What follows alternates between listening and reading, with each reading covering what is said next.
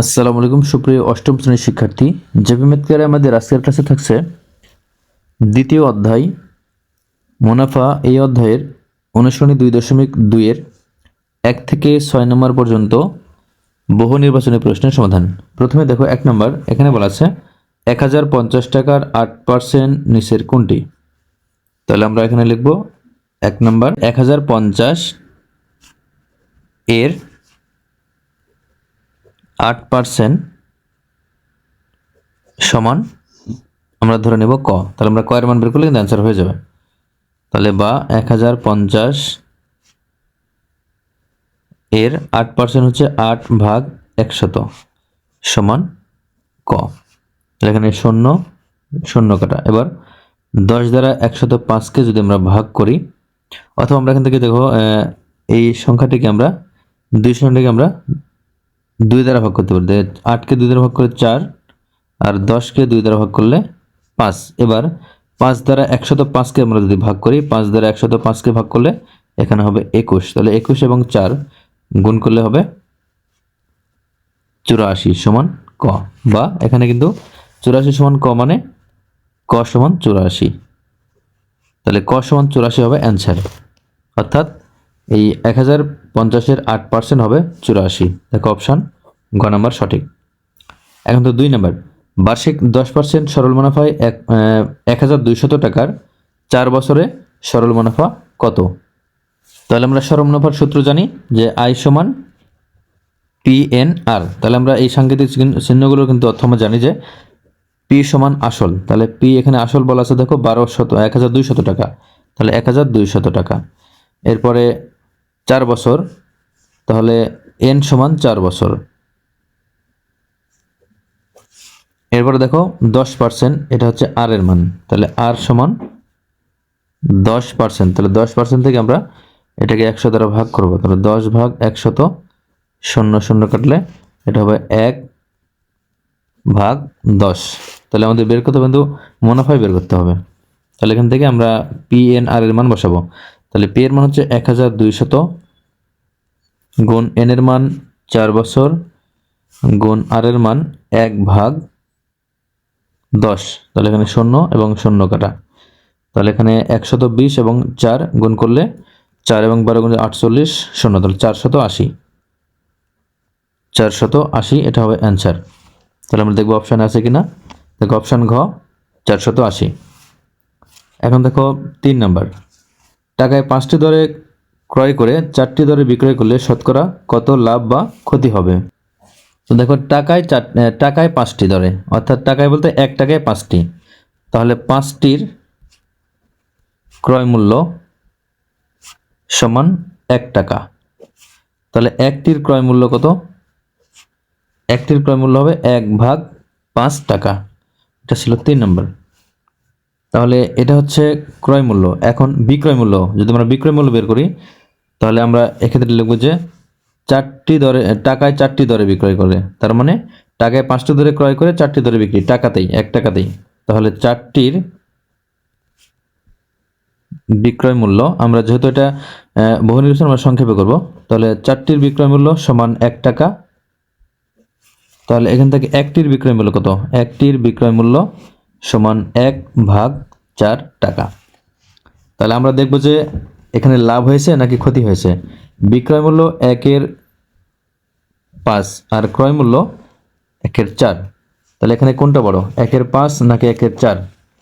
যেখানে বড় সংখ্যা দ্বারা ভাগ থাকবে সেটা কিন্তু ছোট হবে। কোনো সংখ্যাকে যদি লব একই সমান হয়, তাহলে ওই সংখ্যাটিকে বা ওই লবদ্বয়কে যে বড় সংখ্যা দ্বারা যেটা ভাগ যাবে সেটা কিন্তু ছোট হবে। অর্থাৎ 1/5 এটা কিন্তু ছোট হবে। তাহলে 1/4 বড়। তার মানে কি এখানে লাভ হয়েছে। 1/4 হচ্ছে বড় আর 1/5 ছোট। বিক্রয় মূল্য যদি ক্রয় মূল্য চেয়ে বেশি হয় তাহলে কিন্তু লাভ হয়। তাহলে এখানে আমরা বলছি সুতরাং লাভ। তাহলে লাভ কত হবে? আমরা বিক্রয় মূল্য থেকে ক্রয় মূল্য বাদ দেব। তাহলে 1/4 বিয়োগ 1/5। তাহলে এখানে লসাগু হবে 20। তাহলে এখানে 4 দ্বারা 20কে ভাগ করলে হবে 5, 5 দ্বারা 1কে গুণ করলে 5, বিয়োগ 5 দ্বারা 20কে ভাগ করলে 4, 4 দ্বারা 1কে গুণ করলে 4। তাহলে এখানে হবে সমান 5 থেকে 4 বাদ দিলে 1/20, এটা হচ্ছে 1/20 লাভ হয়েছে, 1/20 টাকা। তাহলে এটা লাভ। তাহলে 1/20 টাকা লাভ হয়েছে কত টাকায়? 1/20 টাকা লাভ হয়েছে যত টাকায়, সেখান থেকে আমরা 100 টাকায় কত লাভ সেটা কিন্তু আমরা বের করতে হবে আমাদের। তাহলে এটা কত টাকায়? আমাদের ক্রয় মূল্য ছিল 1/5, 1/5 টাকা। তাহলে 1/5 টাকায় লাভ হয়েছে 1/20 টাকা। তাহলে এই জন্য আমরা লিখবো যে এখন 1/5 টাকায় লাভ হয় 1/20 টাকা। তাহলে 1 টাকায় লাভ হয় কত? 1 টাকায় লাভ হয় সমান 1/20, আর এখানে যেহেতু এটা 1/5 আর এটা 1, তাহলে এটা ভাগ হয়, ভাগ 1/5। তাহলে এবার কিন্তু 100 টাকায় বের করতে হবে। তাহলে 100 টাকায়, যেহেতু শতকরা বলা হয়েছে, শতকরা কত টাকা লাভ হবে? তাহলে 100 টাকায় লাভ হয় সমান 1/20, এখানে ভাগ ছিল, এই ভাগকে আমরা গুণ করে দিলে লব হর উপরে যাবে, তাহলে 5 উপরে 1 নিচে, এর সাথে 100 গুণ। তাহলে এখানে দেখো 0 0 কাটবে, তাহলে 2 দ্বারা 10কে ভাগ করলে 5, তাহলে 5 এবং 5 গুণ, তাহলে গুণ করলে হবে 25 টাকা। তাহলে 100 টাকায় লাভ হয় 25 টাকা। তার মানে লাভ এখানে 100 টাকায় 25 টাকা মানে 25%। আমরা দেখবো টাকায় আছে নাকি পার্সেন্টে আছে। তো দেখো এখানে লাভ হয়েছে 25%, আমরা অ্যান্সার পেয়েছি। তাহলে এখানে আমরা দেখবো যে ক নম্বর অপশন লাভ 25%, তাহলে ক নম্বর অপশন সঠিক। এখন 4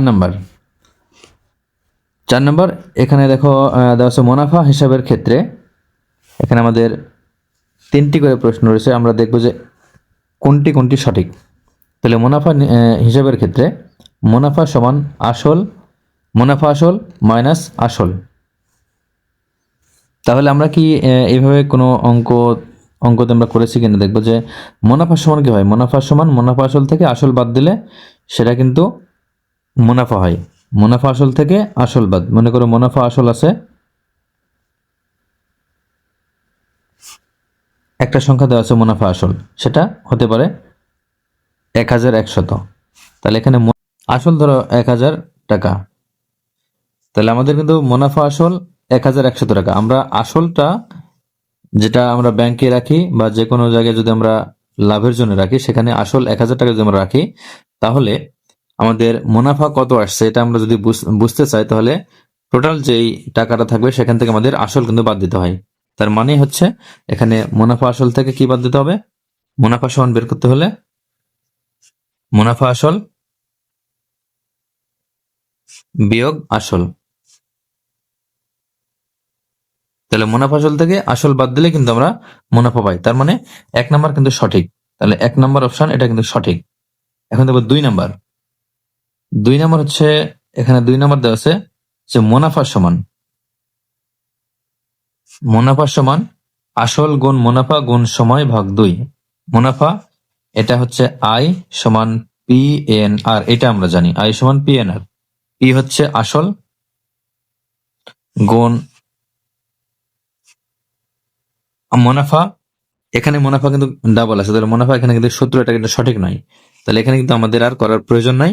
আমরা এখান থেকে দেখতে পাচ্ছি যে এই সূত্রটি ভুল, অর্থাৎ এটা কোনো সমীকরণ নাই, এটা কোনো সমীকরণ হবে না। এখানে মুনাফা এবং মুনাফা কাটা যাবে, তার মানে এখানে কোনো সমীকরণই হবে না। তার মানে 2 নম্বর অপশন কিন্তু ভুল। এখন দেখো 3 নম্বর যে অপশন দেওয়া আছে, যখন চক্রবৃদ্ধি মুনাফা বের করতে চাই, আমরা যদি চক্রবৃদ্ধি মূলধন কোনো একটা অ্যামাউন্ট দেওয়া থাকে, 1500 টাকা দেওয়া থাকলো চক্রবৃদ্ধি মূল এটা দেওয়া আছে 1500 টাকা। তাহলে আমরা যদি মুনাফা বের করতে চাই, তাহলে চক্রবৃদ্ধি মূল থেকে মূলধন আমাদের কিন্তু বাদ দিতে হয়। তাহলে আমরা বুঝবো যে কত টাকা মুনাফা আসছে। এটা কিন্তু 1 নম্বর অপশনের মতোই, তাহলে এটাও কিন্তু সঠিক। তাহলে 3 নম্বর অপশনও সঠিক। তাহলে আমাদের এখানে অ্যান্সার হবে দেখো 1 এবং 3। 2 নম্বরটা ভুল, 1 এবং 3 এটা হবে 4 নম্বর অ্যান্সার, অপশন খ। দেখো 5 নম্বর, 10% সরল মুনাফায় 2000 টাকার এক বছরে মুনাফা 200 টাকা হবে কিনা আমরা দেখব।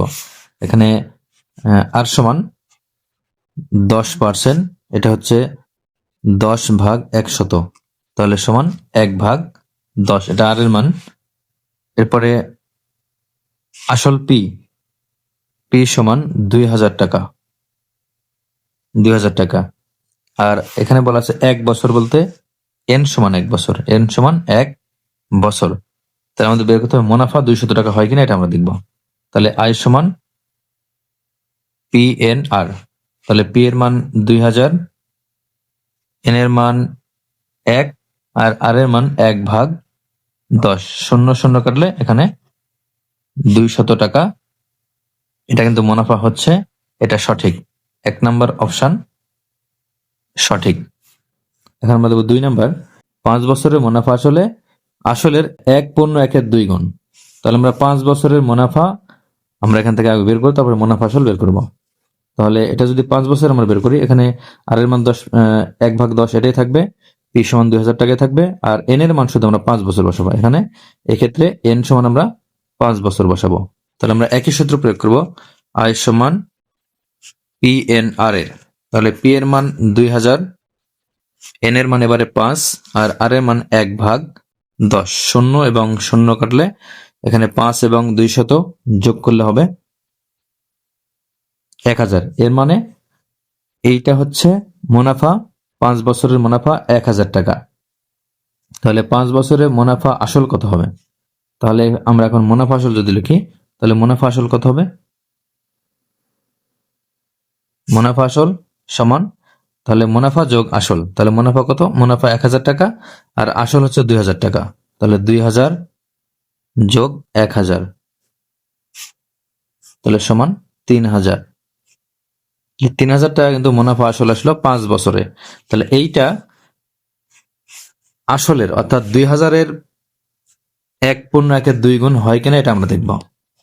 তাহলে দেখো, আমরা 1/1 বলতে আমরা কি বুঝি? এটা হচ্ছে আমরা 2 কে 1 দ্বারা গুণ করব, তাহলে 2 কে 2 যোগ 1, তাহলে 3/2। তাহলে আমরা যদি এখানে লিখি যে 2000-এর 3/2, এটা সমান আসতে হবে, এখানে আমাদের আসতে হবে 3000, তাহলে কিন্তু অপশন সঠিক হবে। কারণ মুনাফা আসলের 3/2 গুণ হতে হবে, এজন্য এইটা আমরা গুণ করে দেখবো যে 3000 আসে কিনা।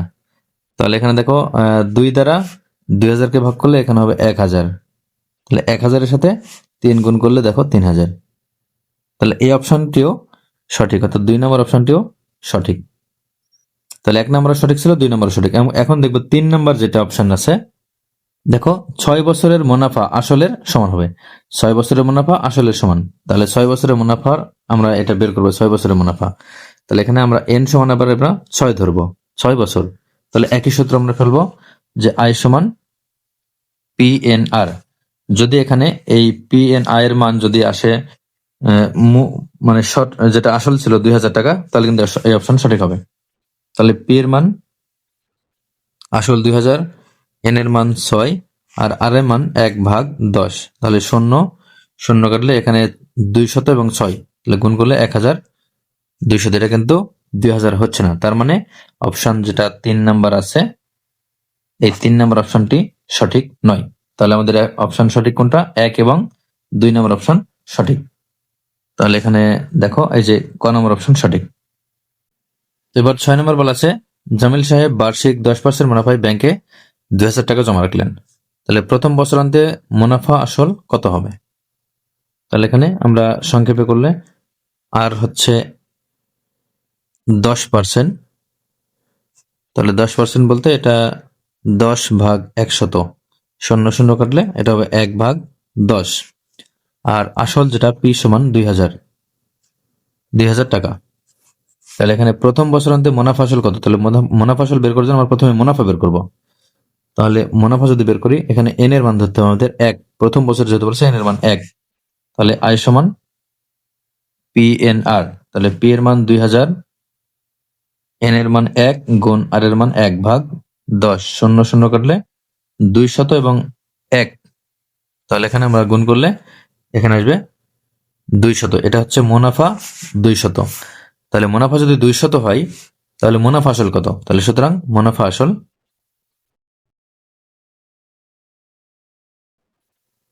সমান, তাহলে মুনাফা ছিল 2000 যোগ আসল ছিল 2000, আসল 2000 যোগ মুনাফা 200, তাহলে যোগ করলে কত হবে? 2200 টাকা হবে। 2200 টাকা কিন্তু অ্যান্সার হবে। তাহলে আমরা দেখবো এখানে অপশন গ 2200 টাকা। এখন দেখো 2 নাম্বারটা, 6 এর 2 নাম্বার। 2 নাম্বার বলছে যে সরল মুনাফায় 2 বছর অন্তে মুনাফা আসল কত হবে? এবার 2 বছর অন্তে, তাহলে আর সমান ছিল 1/10, পি সমান 2000, আর এন সমান এবার 2 বছর। তাহলে একই সূত্র, আই সমান পি এন আর। তাহলে পি এর মান 2000 গুণ এন এর মান এবার 2, অর্থাৎ 2 বছর অন্তে, আর আর এর মান 1/10। তাহলে 0 কাটলে 200 এবং 2 গুণ করলে এখানে হবে 400।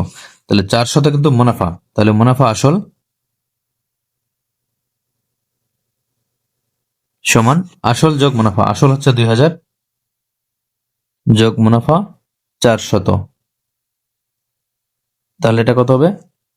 2400। 2400 হবে অ্যান্সার। তাহলে এখানে দেখো অপশন ক 2400 টাকা। এখন 3 নাম্বার। প্রথম বছরান্তে চক্রবৃদ্ধি মূলধন কত হবে? প্রথম বছরান্তে চক্রবৃদ্ধি মূলধন। তাহলে এখানেও আমাদের আর এর মান 1/10, পি এর মান 2000, আর সময় এন সমান 1 বছর।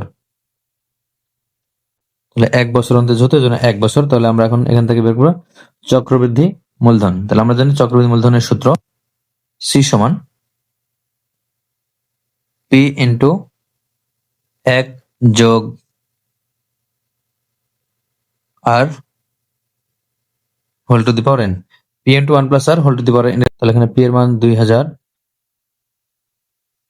1 যোগ আর এর মান 1/10, এরপর এন এর মান 1। তাহলে এখানে 2000, এখানে লসাগু 10, তাহলে 10 দ্বারা এই 1 কে সরাসরি 10 দ্বারা গুণ করলে এখানে 10 হবে। এখানে হর না কারণে সরাসরি গুণ, যোগ 10 দ্বারা 10 কে ভাগ করলে 1, 1 দ্বারা 1 কে গুণ করলে 1। আর এর উপরে যেহেতু 1 পাওয়ার আছে, 1 পাওয়ার আছে, তাহলে 1 পাওয়ার দিলে এই সংখ্যাটাই হয়। তাহলে 1 পাওয়ার আর প্রয়োজন নাই। তাহলে এখানে 2000 গুণ এখানে 10 এবং 1 যোগ করলে 11, নিচে 10, 0 0। তাহলে 200 সাথে আমরা যদি 11 গুণ করি তাহলে এখানে হবে 2200 টাকা। এটা হচ্ছে চক্রবৃদ্ধি মূলধন। তাহলে আমাদের অ্যান্সার হবে 2200 টাকা। তাহলে আমরা দেখবো অপশনে অ্যান্সার আছে কিনা। দেখো ঘ নম্বর অপশন 2200 টাকা।